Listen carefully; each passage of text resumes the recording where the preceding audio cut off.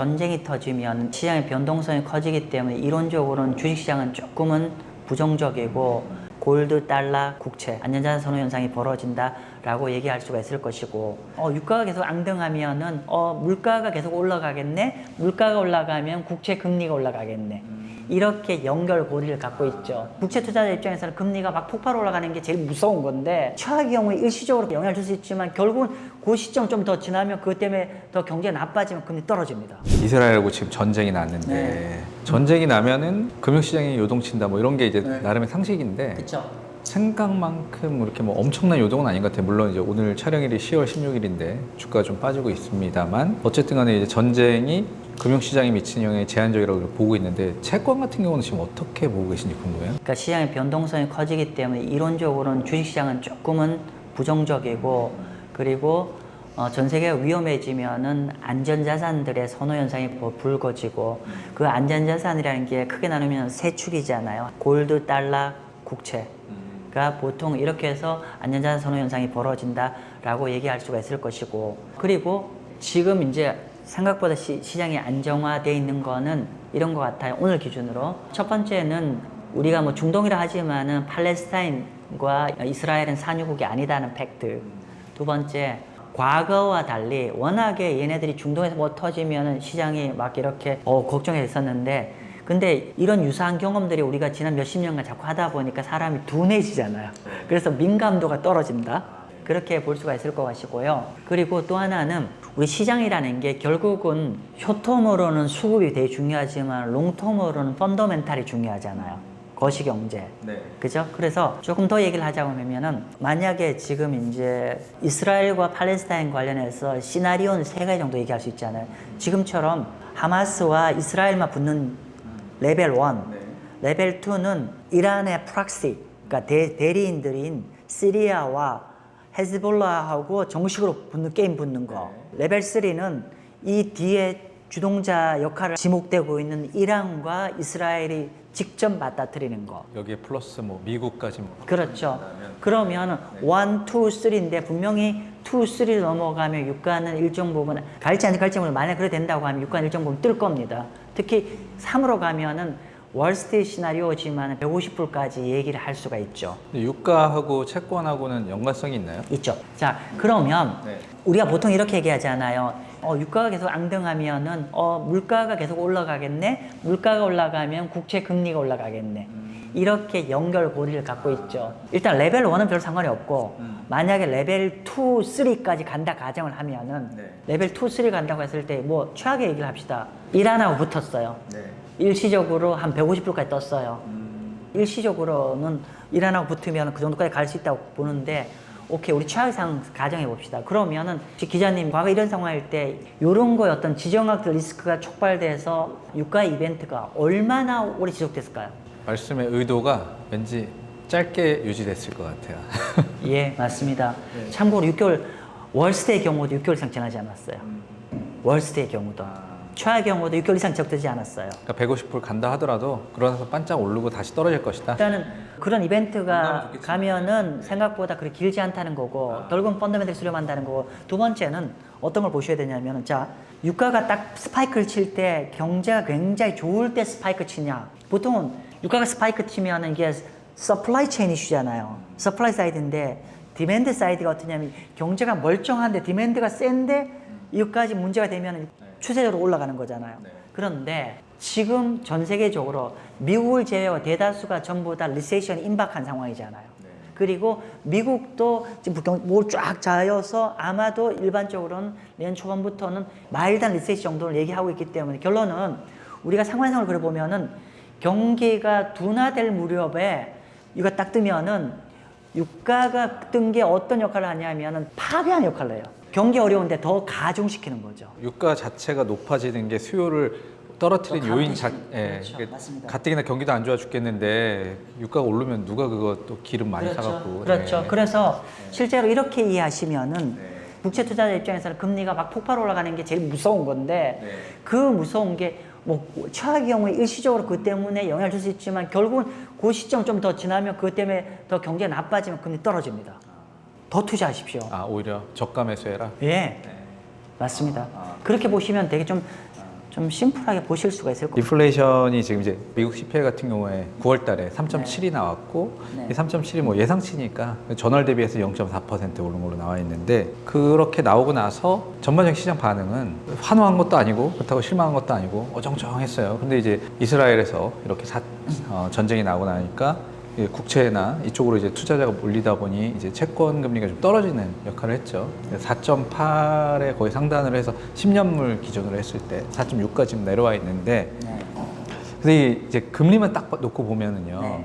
지금 3.7 뭐 이러고 지금 유가 방금 말씀하신 유가가 지금 굉장히 좀 기폭제 역할을 하니까 인플레이션에 오르든 내리든 간에 어쨌든 간에 유가가 지금 굉장히 주목되는 상황이고 이게 옛날에 우리가 이제 2%대의 소비자 물가는 이제 못 오고 3%대로 쭉 가고 금리도 이 채권 투자하시는 분들이야 화끈하게 그냥 쫙쫙 내려가면 좋겠지만 그냥 금리도 뭐 한 1년 정도 5%막 이렇게 유지가 되고 이래서 그냥 채권도 재미없고 인플레이션은 인플레이션대로 그냥 안 잡히고 요런 게 제일 최악의 시나리오잖아요. 그것도 한번 생각을 해봐야 되잖아요. 그 채권 투자할 때 제일 걱정되는 게 그거거든요. 일단은 국채금리 5%면 경제가 버틸 수 있나요? 라는 퀘션. 경제가 근데 굉장히 잘 버티고 있잖아요. 생각보다. 그거는 뭐냐면은 우리가 보는 것들이 잘 버티고 있다는 증거가 과거의 어떤 성적표를 갖고 얘기하는 거고 현재 우리가 크레딧에 의존하는 것들은 굉장히 많이 좀 힘들어하기 시작합니다. 예를 들면 뭐 부도율도 올라가고 있고요. 그리고 또 신용카드 대출이라든지 자동차 할부 금융의 연체율이 최근에 급증하고 올라가고 있어요. 금리가 올라가니까 감당이 안 되는구나. 그렇죠. 그리고 또 하나는 이런 거잖아요. 방금 가정 주신 게 한 5% 이상으로 쭉 당분간 간다라고 했을 때 미국 애들 입장에서 이렇게 금리가 높은데 버티는 이유는 기업이나 개인들의 조달 코스트가 이미 고정금리로 낮게 돼 있기 때문에 이렇게 막 지금 현재 떠두고 있어도 별 충격을 안 받잖아요. 그런데 이게 뒤로 가면 갈수록 기존의 대출이나 채권의 만기가 도래하죠. 그러면 얘네들이 굉장히 저리에 조달한 것들이 엄청나게 높은 금리로 리파이낸싱 해야 돼요. 미국도 예를 들면 우리가 미국 얘기할 때 제일 컨선하는 게 뭐냐면은 미국의 중소형 리저널 뱅크와 CRE, 커머셜 리얼 에스테이트가 가장 큰 관건이라고 얘기를 하잖아요. 사실 두 개는 맞물려 있죠. 왜냐하면은 CRE 론의 70%가 중소은행들이 가지고 있어요. 네. 그러면 CRE가 터지면 중소은행 당연히 문제가 되겠죠. 근데 CRE가 아직 뭐 크게 뭐 부도가 나거나 연체가 걸리지는 않았는데 조금씩 올라가는데, 근데 여러분 잊지 마셔야 되는 게 뭐냐면 만약에 아까 기자님 말씀하신 대로 1, 2년도 이 고금리로 간다고 가정을 한다고 하면은 상업용 부동산에 25년 말까지 향후 2년 정도 남았죠. 전체 상업용 대출 만기의 절반 정도에 해당되는 1.4 트릴리언 달러 정도가 만기가 도래합니다. 만기가 되면은 차환 발행을 해야 되잖아요. 아니면 이걸 꺼야 되는데, 근데 문제는 그러니까 우리가 상업용 부동산을 내가 사업자예요. 그러면 이거를 스무스하게 해결하려면 첫 번째 경제가 좋아서 임대가 잘 되거나 또 상업용 부동산 가격이 올라가 줘야 되는데 이렇게 고리에 오래 유지되면 당연히 가격은 안 올라갈 것이고, 두 번째 현재 미국 오피스의 공실률이 지난 20년 중에 가장 높아요. 미국 전체 오피스의 19%가 공실입니다. 그러면 금리가 이렇게 높은데 그게 해소가 안 되겠죠. 그러면 이쪽에 어떤 공실이 줄거나 가격이 올라가는 건 난망하고, 그 다음에 그러면 이 사업을 하는데 조달 코스트가 좀 낮아야 내가 살잖아요. 근데 문제는 조달 금리가 계속 높게 유지되면 이전에 낮은 금리에서 이제 리파이낸스 되면은 당연히 숨이 터지겠죠. 그리고 또 하나, 그러면 뭐 어렵더라도 리파이낸스 하면 되는 거 아니냐는데, 문제는 이 대출을 갖고 있는 애들이 전부 다 상당 3분의 2가 중소은행인데 중소은행이 힘들어요. 무슨 말이냐? 지금 미국의 은행들이 금리 올려가는 것 때문에 문제가 많이 있어요. 뭐 실리콘밸리 뱅크가 아주 대표적인 사례였죠. 예, 그런 측면도 있는데 이런 거죠. 자, 우리가 은행을 따져보죠. 은행은 어떻게 하죠? 돈을 조달하는 거를 예금을 통해서 예금금리 줘서 돈을 조달하고 이거를 기업이나 개인들한테 대출을 주는 거잖아요. 그러면 은행들 입장에서의 조달, 펀딩은 예금을 통해서 조달하잖아요. 그래서 우리가 아까 이리 받아서 뭐 우리가 상업용 부동산 대출 이렇게 준 건데, 근데 재밌는 건요, 금리가 최근에 많이 올랐잖아요.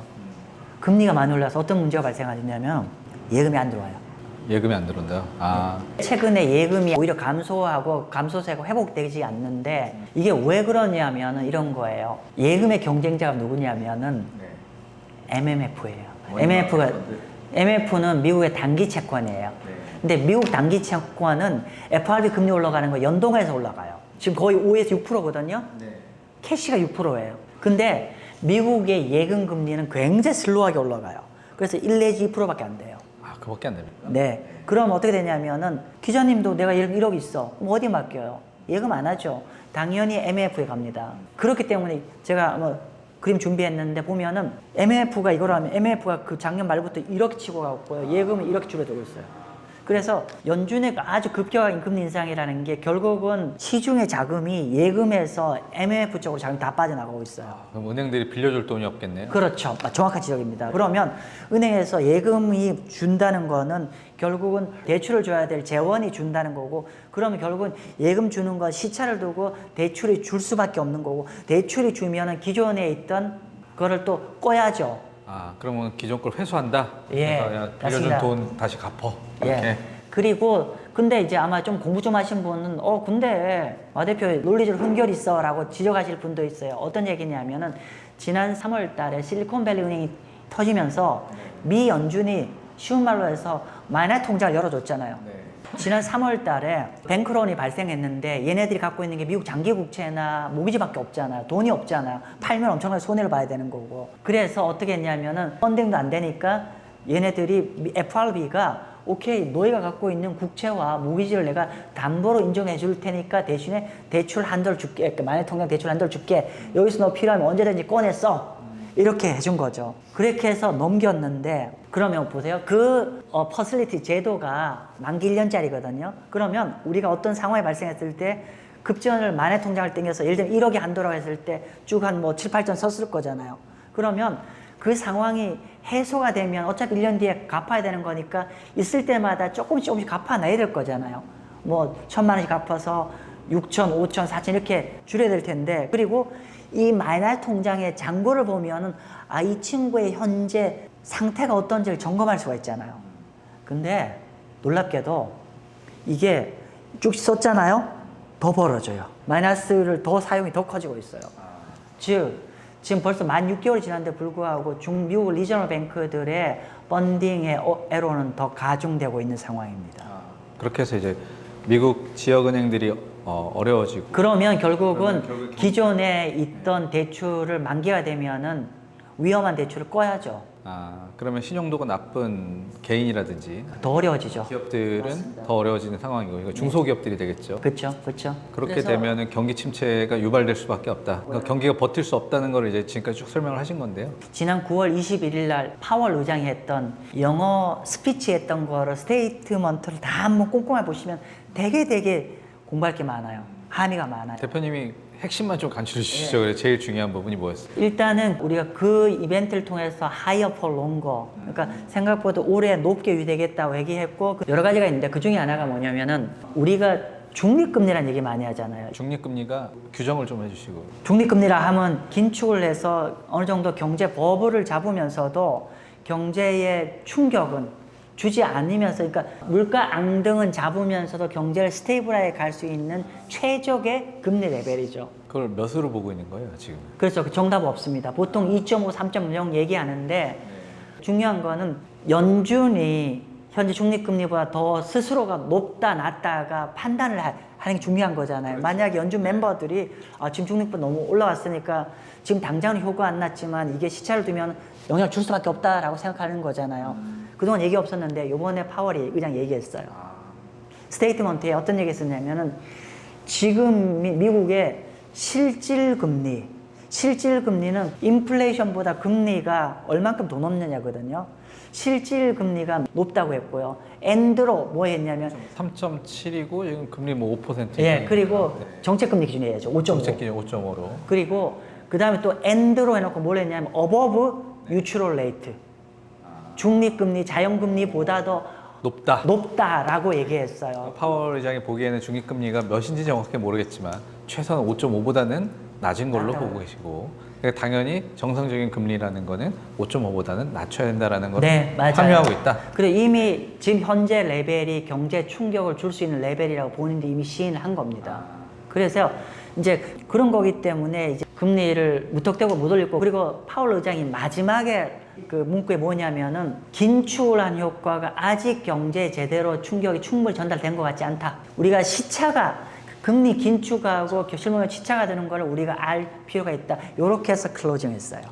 실물 경제에 어느 정도 충격이 와서 연준이 선제적인 금리 인하가 아니라 어쩔 수 없이 등 떠밀려서 금리 인하 국면에 들어갈 여지가 가능성이 높지 않나 싶습니다. 내년 그러면 언제쯤 금리가 떨어질 것 같냐라고 했을 때 하반기 이후가 대체적인 예상이었고, 근데 이제 일부에서는 그냥 굉장히 빠른 속도로 내년 초부터 떨어질 수도 있다. 그런데 내년 초부터 떨어진다고 말하시는 분들은 경제가 그 전에 일정 부분 충격이 올 거다. 한마디로 박살 난다 얘기잖아요. 근데 뭐 우리가 사실은 제가 이제 유튜브에 여러 군데 나가면 너무 리세션이라는 용어를 확 달아서 해서 저 스스로 부담스러운데, 보통은 미국 경제가, 제가 이전에 여러 번 얘기하는 게 미국 국채에는 박스권 매매를 하라고 했잖아요. 국채 금리를 가지고. 그럼 박스권 매매를 한다는 거는 미국 국채 금리가 많이 안 떨어진다는 얘기를 하는 거잖아요. 제가 이전에 했던 방송에서 3.5에서 4 레인지를 가지고 4 넘어간 분할 매수하고 3.5 아래로 내려간 분할로 매도를 하라고 했거든요. 그러면 제가 이 함의는 미국 국채 시장 금리가 2% 이렇게 내려간다는 뜻이 아니라는 의미죠. 그러면 이걸 또 달리 얘기하면 제가 어떤 생각을 갖고 있냐면 미국은 하드 랜딩 한다는 뜻이 아니라는 거죠. 결국 시장 금리가 많이 떨어진다는 건 그만큼 충격이 많이 간다는 거고, 내려는 가되 덜 떨어진다는 그만큼 마일드하게 떨어진다는 거고. 근데 현재 미국 경제는 한국 경제와 달라요. 한국은 이전에 말씀드렸지만은 미국은 디레버리징 프로세스, 즉 부채가 감소하는 데에서 정책금리를 올려서 경제가 쿨링돼 있기 때문에 이런 상황에서는 정책금리를 일정 부분 내리면 바로 일정 부분 경제를 돌려놓을 수 있는 레벨이라는 거죠. 그렇기 때문에 상대적으로 미국은 하드랜딩 리스크는 좀 작다라고 봐야겠죠. 중립금리가 얼마인지는 모르겠지만 중립금리보다 훨씬 높은 수준으로 지금 꽤 오랫동안 유지가 되고 있고, 그것이 경제에 미치는 영향은 굉장히 부정적일 것이고, 그게 얼마나 파급 효과가 있을지는 지나봐야 알겠지만, 근데 이제 최소한 하드랜딩, 굉장히 큰 폭의 그런 경기 불황이라기보다는 충격이 조금은 제한적으로 일부 있다가 어느 정도, 그래서 금리도 예전만큼, 뭐 예전이라 하면 이제 제로금리 수준이겠죠. 제로금리처럼까지는 안 간다. 이런 말씀이신 것 맞습니다. 같아요. 이제 네. 너무 좋은 지적 해주셨어요. 예를 들면은 우리가 조금은 이게 철학적인 얘기일 수도 있는데, 우리가 2009년부터 2021년까지 주식이 랠리가 갔잖아요. 그러면 그 주식 랠리를 갔던 거를, 저는 채권자이니까 사실 저는 금리 갖고 설명하거든요. 왜 그렇게 주식이 많이 갔니? 거의 제로 금리였잖아요. 우리 영어로 울트라 로우 금리였잖아요. 그러면 우리 입장에서는 떨어질 게 없는 금리면 그냥 다 대출 받아야 돼요. 저리로 대출 받아서 레버리지 투자를 하면은 다 올라가게 돼 있어요. 근데 아까 제가 이제 좀 정리를 해보면은 말씀드린 대로 설령 떨어지더라도 이거보다 레벨 위에 있다는 거예요. 일정한 레벨 정도에. 그러니까 제가 자꾸 이 말씀을 이렇게 자꾸 약간 드리는 거, 한쪽 방에 좀 드리는 거, 너무 사람들이 지금 5% 넘어 근처 왔는데 저 위로 하늘로 향해 갈 거란 두려움이 있는 것 같아요. 설령 제 얘기가 제가 예상이 좀 틀려서 기자님 말씀하신 대로 금리가 좀 높게 유지되는 기간이 길어진다라고 해보죠. 그럼 뭘 해야 될까요? 이자 수익을 받아야죠. 빙고. 네. 맞아요. 자, 금리가 이렇게 높게 유지되면요, 여러분 주식 포지션 줄이셔야 됩니다. 그건 아주 명확합니다. 그러니까 우리 교과서로 얘기를 하면은 지난 10년간에 그러니까 리만 사태 때문에 금리를 거의 제로로 만들었다 하면은 우리가 두 가지잖아요. 주식이 될 수밖에 없었던 거는 우리가 조달 코스트가 너무 싸기 때문에, 미국 기준입니다. 너무 싸기 때문에 기업들 하기 빈사기가 너무 좋은 구조죠. 맞아요. 너무 좋은 구조고, 그리고 쿠팡 같은 회사들 뭐 다 돈 그렇죠. 땡겨갖고 물류센터 짓고 이런 게 그렇죠. 다 그런 저금리 그래서 때문이에요. 파이낸스가 너무너무 쉬웠던 구간이었어요. 그러다 보니까 이런 거죠. 기본적으로 이럴 때는 미래 가치에 대해서 프리미엄을 엄청나게 많이 부여하는 거잖아요. 근데 이제 월드가 바뀌었죠. 금리가 이렇게 높다면은, 자, 첫 번째, 아까 만약에 금리가 높았을 때 주식이 좀 안 좋은 이유가 첫 번째, 이 기업이 나중에 돈 얼마나 많이 벌 수 있어, 캐시플로우를 현재 가치로 묶어본 게 주가잖아요. 그러면 분모는 미래 캐시플로우를 현재가로 할인하려고 하는 분자에 할인율을 넣어야 현재 프레젠트 밸류로 바뀌잖아요. 먼저 분자는 캐시플로우라는 게 결국 고금리가 된다는 거는 여러 가지 경제가 어려워지는 거고 그 경제 어려운 기반을 하고 있는 기업들도 당연히 어닝이 이제는 안 좋아질 여지가 높아진다는 뜻이고 그러면 캐시플로우가 일단은 예상보다 줄어들 것이고 두 번째 만약 고금리가 된다면 두 번째는 동일한 캐시플로우라도 할인율이 만약에 1하고 할인율이 5면은 동일한 100을 미리 10년 뒤에 100을 본다고 하더라도 1로 할인하는 거랑 5로 할인하는 규모가 엄청 달라지죠. 그러면 기본적으로 비즈니스의 어려움 그리고 할인율이 높아지는 거는 기업 가치가 당연히 떨어질 수밖에 없는 거고요. 그런데 그럼 이렇게 되면은 적정 가치가 많이 떨어지고 기업이 조달이 어려워지고 부도도 올라갈 거고 이렇게 되면은 주식 투자는 전반적으로 불편해지죠. 많은 분들이 그 나스닥 지수 투자하면 되는 거 아니야? SPY? 나스닥? 계속 올랐으니까. 예. 근데 그 환경을 여러분 나스닥 차트를 가지고요. 미 연준 금리랑 같이 그려놓고 한번 보세요. 결국은 이 백그라운드가 저금리 때문에 올라갔다는 얘기죠. 근데 그 금리가 달라지는 거죠. 그러면 우리가 이렇게 되면 투자를 할 때 두 가지 컨셉이잖아요. 투자라는 건 주식이 채권이든 뭐든 간에 첫 번째 시간 가치. 채권은 이자 수익이고 주식은 배당이 있을 것이고 두 번째는 가격 상승. 지금 지난 10여 년간은 이건 별 중요하지 않고 오로지 가격이 많이 올랐죠. 저금리 때문에. 그러면 지금 고금리가 되면 아까 말한 그런 환경이기 때문에 상대적으로 이제 어떤 가격 상승을 기다리는 것보다는 확정금리, 인컴이 높은 자산이 이제는 더 선호될 수밖에 없다. 그러면 반대편에 우리가 채권 같은 경우 가장 안전한 국채가 벌써 이미 5% 육박하고 있고 등급이 조금만 올라가도 한 자리 후반대 수익을 얼마든지 기대를 할 수가 있죠.